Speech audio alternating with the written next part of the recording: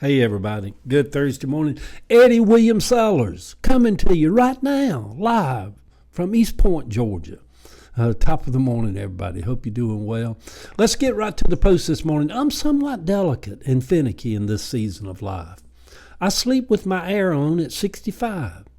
And then when I wake up, I take my phone and switch it over to heat and warm the house up to 69 before I get up out of bed. My bladder is still good. I can still make it through the night without having to get up to pee. I still got my teeth. Had my teeth cleaned yesterday. Got my teeth and a good bladder, but I'm finicky and delicate also at this season in life. 70 years is a long time to walk upon earth. Well, I'm not 70 yet, but September will be here before you know it. I felt my right knee twitch a little bit yesterday as I was on my evening walk. And at almost 70, a twitch is never a good thing. It doesn't take much. I sneezed a while back and threw my back out at the same time and broke wind all in the same while I was doing it. I wonder, as we get older, do we break wind without knowing it's coming? The other day I was waiting on a lady at the counter, and I broke wind. At first I thought, was that her? Or that wasn't me? It was weird. There was no warning. I thought, good Lord, is this a thing that is about to start happening? Boom Boom, my little Frenchie, is on an antibiotic for 2 weeks. I can tell he doesn't feel well while taking it. He is such a strange little dog, but I love him more than any dog I've ever had. But in fairness to all the others, every love for a pet is different, like every love for a lover is different. My brother Richard is still in the hospital battling pneumonia. When he collapsed at the store the other day, he hit his face as he fell. His face is a mess, black and blue and swollen.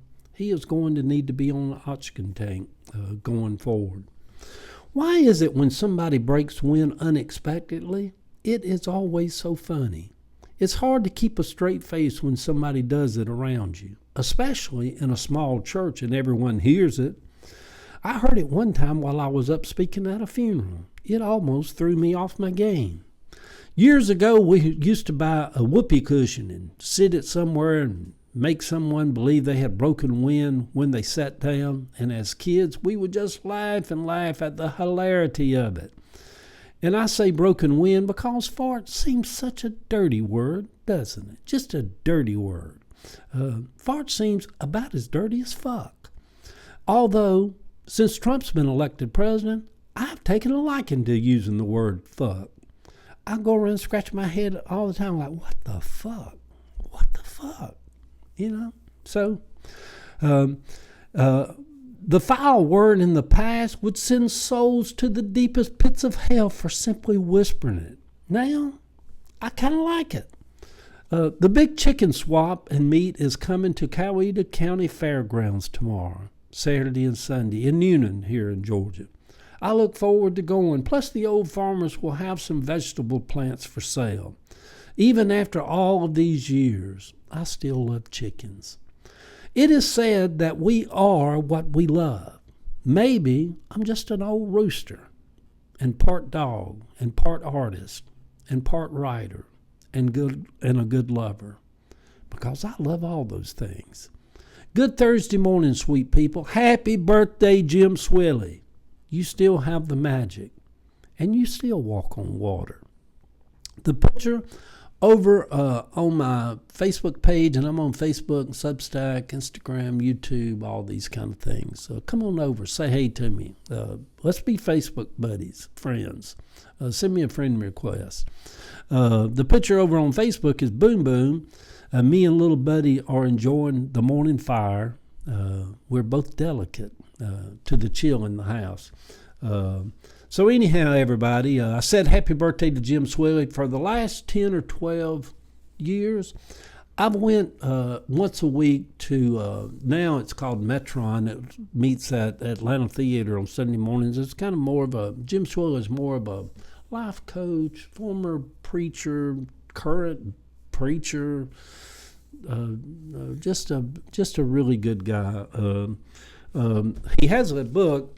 Let me do this right here. It's called First the Good News, and it's the positive truth about God, the gospel, and what it really means to be gay.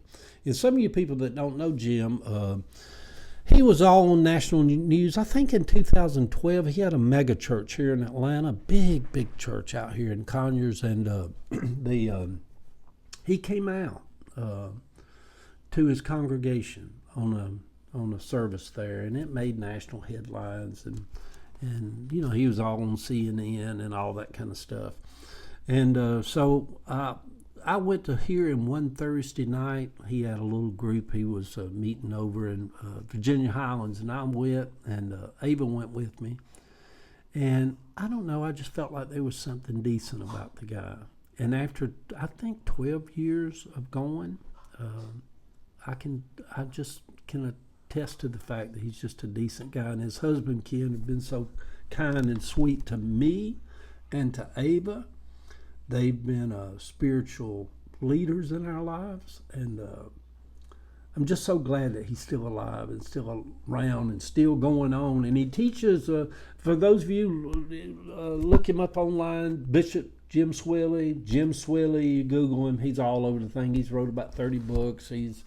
He's a mover and shaker in Atlanta, him and a lot of his family. So Jim Swilly, happy birthday. One of the best books I've ever read, and y'all know I love reading, one of the best books I've ever read about the experience of loving Christ and being anointed to speak the gospel to people, and yet to be gay. I read it. I read the whole book in one sitting, couldn't put it down. It's just really good. If you Google it, I can't tell you where to buy it. Google Jim Swilly. He's got links and stuff where if you want to buy it. But it's a good book. He's a good guy. His husband, Ken Marshall, who had a stroke this past summer that broke all of our hearts. But he's fine now. His husband's so sweet, and Jim's so sweet, and we love him. He's just been a gift in my life, you know. Yeah, love y'all.